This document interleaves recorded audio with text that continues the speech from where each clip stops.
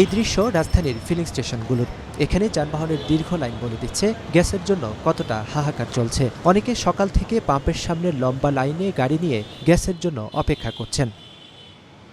চালকদের অভিযোগ 2 সপ্তাহের বেশি সময় ধরে গাড়িতে পর্যাপ্ত পরিমাণ গ্যাস পাচ্ছেন না তারা। তীব্র সংকটের কারণে ঘন্টার পর ঘন্টা ফিলিং স্টেশনের সামনে অপেক্ষায় কাটিয়ে দিচ্ছেন। অথচ পাম্পে গিয়ে মিলছে মাত্র 50 থেকে 100 টাকার গ্যাস, যেখানে তাদের প্রতিদিন প্রয়োজন হয় 300 থেকে 400 টাকার। আমাকে সিএনজির জন্যই তো গ্যাস, আমাকে এই গ্যাস দেয় না। পুরো টাঙ্কি খালি গ্যাস 100 টাকা উড়ে নেই। 2 ঘন্টা 1 ঘন্টা 3 ঘন্টা জায়গা 4 ঘন্টা জায়গা অনেক কম বন্ধ। 1 ঘন্টা সিরিয়ালে 50 টাকার গ্যাস পাইছে, কিভাবে চালাবো গাড়ি? আমরা কেমনে চলবো কল? আমাকে তো অনেক কষ্ট।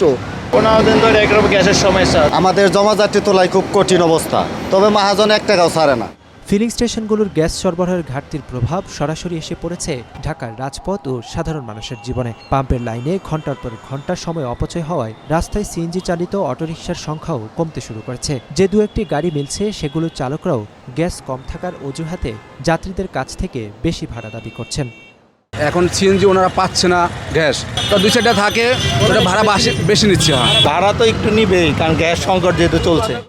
যদিও পাম্প কর্তৃপক্ষ বলছে ভিন্ন রকমের কথা। কেউ বলছেন আগের তুলনায় সংকট কিছুটা কমে এসেছে, আবার কারো দাবি চালকদের 3 ভাগের কেবল 1 ভাগ চাহিদা মেটাতে পারছেন তারা।